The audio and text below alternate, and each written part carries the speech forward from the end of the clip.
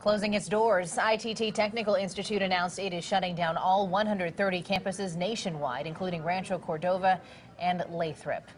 Now, it is the third time in 2 years a for-profit school has shut down in our area. We call on Curtis Ming now with what the options are for these students now. Yeah, we have been down this path before. Students, some just weeks away from graduating, wondering what to do now, especially considering some have student loans for tens of thousands of dollars.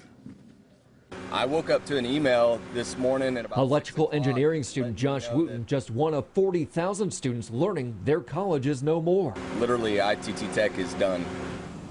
We didn't find anyone at the school's Rancho Cordova campus. The Department of Education announced last month it was cutting off ITT Tech's federal financial aid funding after investigating the school for fraud and deceptive marketing. Announcing the closure, ITT Tech said in a statement, "We reached this decision only after having exhausted the exploration of alternatives, including transfer of the schools to a nonprofit or public institution."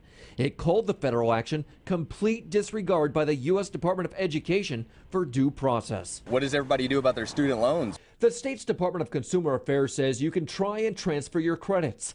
But if that doesn't work, anyone with federal student loans can apply to have them discharged. And if that doesn't work, the state has a tuition recovery fund. We can never predict when a school is going to close. The state's Department of Consumer Affairs says a state fund students pay into as part of their tuition can reimburse them after a closure like this. Right now, the fund has $28 million in it. We know we can't gain the students' time back, but we can help them get some money back. Options for students after the shock wears off. I wouldn't think I'd just wake up this morning not knowing what's going on.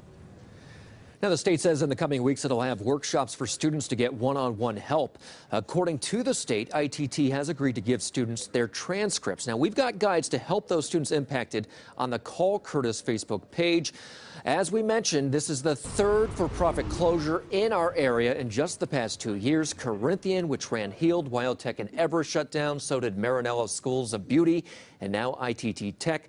Every single one of these schools accused of questionable practices. Well, and they've all had serious money problems, obviously, if they're shutting their doors. And you would think that these students wouldn't, I mean, given the track record, wouldn't even want to enroll in one anymore. Well, you know, that's really up to each individual student. But here's what I would do before even applying to one of these schools.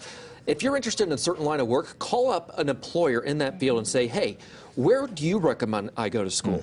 And because in many of these cases, students were told they could get jobs after graduation, and they struggled finding jobs. So that way you know a school that is recognized in the field, and hopefully that's a good idea. Go right to the employer. employer. Right. Yeah. Okay. Good advice. Thank you very much, sir.